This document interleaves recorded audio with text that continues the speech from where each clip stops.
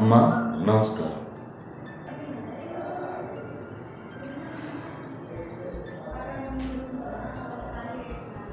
రానాయనా.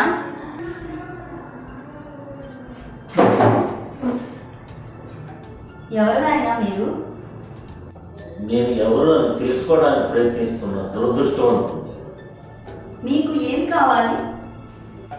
మనిషికి నిజమైన ప్రశాంతత ఎప్పుడు కలుగుతుంది? మనిషి అనే జీవి ఈ సృష్టిలోనే విచిత్రమైన జీవి. మెదడుతో ఆలోచించే ఈ జీవి అభివృద్ధి చేయగలదు, సర్వనాశనం కూడా చేయగలదు.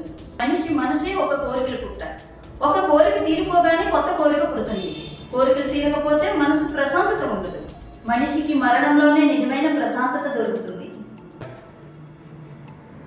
నేను ఒక రిటైర్డ్ పోలీస్ ఆఫీసర్. ఎంతో కాలం నుంచి నన్ను ఒక అనుమానం వేధిస్తుంది. మనిషి తెలిసి ఎందుకు తప్పు చేస్తాడు? చేసిన తప్పు తలుచుకొని ఎందుకు బాగుపడతాడు? ఏం జరిగింది నాయనా? నేను సర్వీస్లో ఉండగా ఎన్నో ఎన్కౌంటర్లు చేశాను. దాంట్లో ఎంతోమంది అమాయకులు కూడా ఉన్నారు. అప్పుడు నేను బాధపడలేదు. అది నా వృత్తి ధర్మం అనుకున్నాను. ఇప్పుడు నేను సర్వీస్లో లేదు. నేను సాదాసీదా మనిషి. అప్పుడు తీసిన ప్రాణాలు ఇప్పుడు నన్ను భయపెడుతున్నాయి. మరణ భయం నన్ను వెంటాడుతుంది. మనిషికి పదవుతో వచ్చిన అధికారం వల్ల అహంకారం తలకెక్కుతుంది. నీవే కాదు, చాలా మంది మనుషులు వయసులో చేసే తప్పులకి వృద్ధాప్యంలో బాధపడుతుంటారు. జీవితం కొట్టే దెబ్బలకి కృంగిపోయి ఈ ప్రపంచంలో మనం ఎంత చిన్నవాళ్ళమో అని అర్థం చేసుకుంటారు. జరిగింది నువ్వు మార్చలేవు, విధిని తప్పించుకోలేవు. మరణం తథ్యం, దానిని నువ్వు ఆపలేవు. తప్పించుకోలేని దాని గురించి బాధపడడం అవివేకం. మరణం అనేది నాకు వస్తే నేను భయపడను, బాధపడను. కానీ మనం ప్రేమించే వాళ్ళకి వస్తే తట్టుకోవడం చాలా కష్టం. ఆ బాధ నేను ఇప్పుడు అనుభవిస్తున్నాను. ఒకప్పుడు నేను చేసిన పాపం నన్ను వెంటాడుతుంది. అమాయకుల ఉసురు నాకు తగిలింది.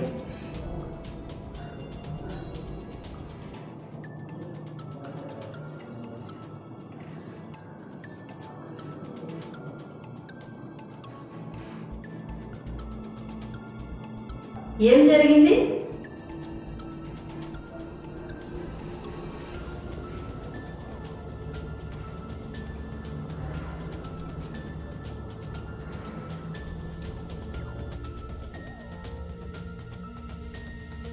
ఎవరా 10,000 కట్టమన్నాను కదా, ఏం కట్టలేదేంది?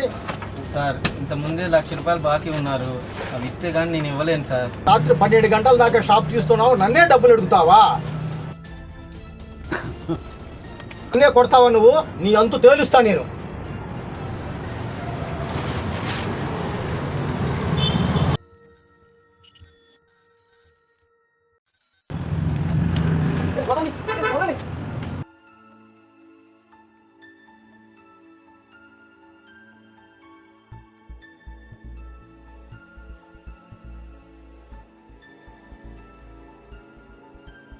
సార్ అలాగే సార్, నా పరిధిలో ఉన్న పోలీస్ స్టేషన్లో ఏ లాకప్ డెత్ కానీ ఏం జరగకుండా నేను చూసుకుంటాను సార్.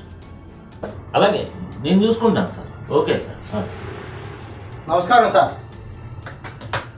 ఏంటి సార్, నా స్టేషన్ పరిధిలో ఒక కిరాణా వాడి నన్ను కొట్టాడు సార్. వాడు రౌడీజం చేస్తుంటే పోలీస్ స్టేషన్ పిలిచి భయపెడదామని వాడు కొట్టాడు సార్. వాడు స్పృహ కోల్పోయాడు. సిగ్గులేదు?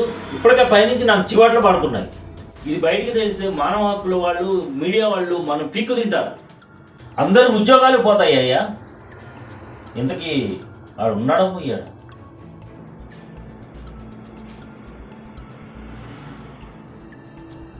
ఏంటో ఇంత దారుణం కొట్టారు సార్ వాడు రౌడీజం చేశాడు సార్. నన్ను కొట్టాడు సార్ వాడు. సార్ నమస్కారం సార్, నన్ను మీరే కాపాడాలి సార్. సార్ మీ కానిస్టేబుల్ ₹1,00,000 బాకీ ఉన్నాడు సార్. నేను అడిగానని చెప్పి నన్ను కొలబడుతున్నాడు సార్. లాకప్లో వేసి మీరే అట్లని కాపాడాలి సార్. ఇప్పుడు నిన్ను కాపాడితే నువ్వు బయటికి వెళ్ళి మమ్మల్ని అలా చేస్తావు, మీడియాకి. అయినా నువ్వు పోలీసులు కొట్టే అంత పెద్ద రౌడీ వారా? సార్ నేను గొడవలు పోయే మనిషిని కాదు సార్. ఏదో గుట్టుగా వ్యాపారం చేసుకుంటూ బతుకుతున్నాను సార్. మీ వాళ్ళు చేసిన దాన్ని బయటపడుద్దని చెప్పి నన్ను బలి చేయాలని చూడవాకండి సార్. దయచేసి నన్ను కాపాడండి సార్. అరే బయటికి వెళ్ళిపో. ఇక్కడ జరిగింది ఎవరికైనా చెప్పావంటే నేను ఎన్కౌంటర్ చేసి పడేస్తా. చెప్పండి సార్ థ్యాంక్ యూ సార్.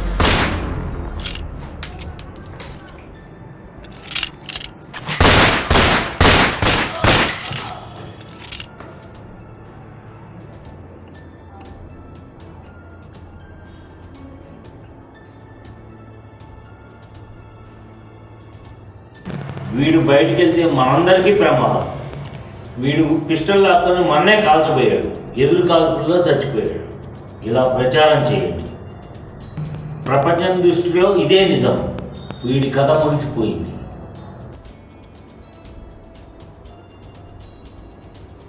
అప్పుడు నేను నిజంగానే తప్పు చేశాను. నేను ఎన్కౌంటర్ చేసిన వాడు నిజంగా మాయకుడు. అది నాకు తెలుసు. వాడు ఏ తప్పు చేయకుండానే నా చేతిలో బలైపోయాడు. వాడి కుటుంబం బజారుని పడింది. నేను సరిదిద్దుకోలేని తప్పు చేశాను.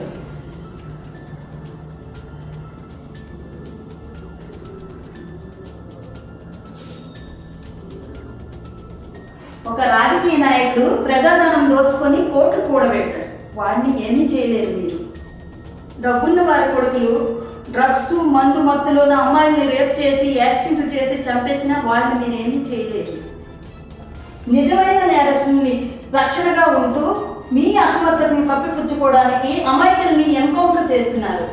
పైగా అది వృత్తి ధర్మం అని మిమ్మల్ని మీరు ఆత్మవంచన చేసుకుంటున్నారు. కర్మకి ఫలితం తప్పదు. నువ్వు చేసిన పాపం నేను దహించక తప్పదు. ఎవరు నువ్వు ఎన్కౌంటర్ చేసిన అమాయకుడు భార్యను. నేను మాతాజీని కాను.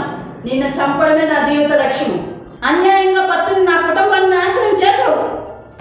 ఒక అమాయకుని హత్య చేసి కథ ముగిసిందంటావా? కథ ఇప్పుడే మొదలయ్యింది. నువ్వు అన్నది నిజం.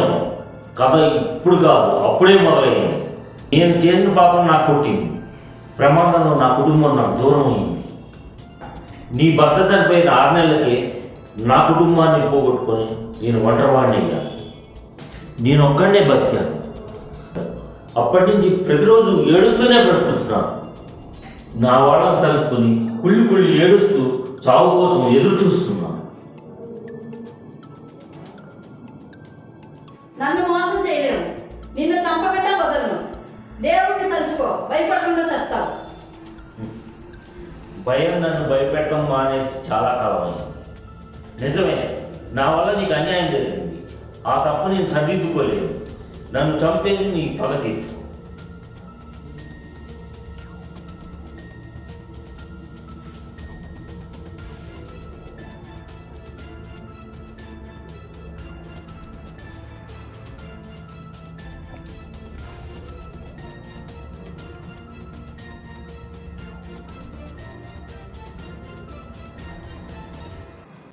ఆలస్యం ఎందుకు?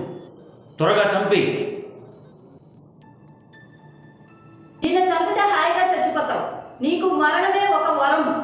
నువ్వు బతికుండడమే ఒక నరకం. నేను అనుభవించే నరకం నువ్వు కూడా అనుభవించాలి. నువ్వు చేసిన నేరానికి బతికుండడమే తగిన శిక్ష.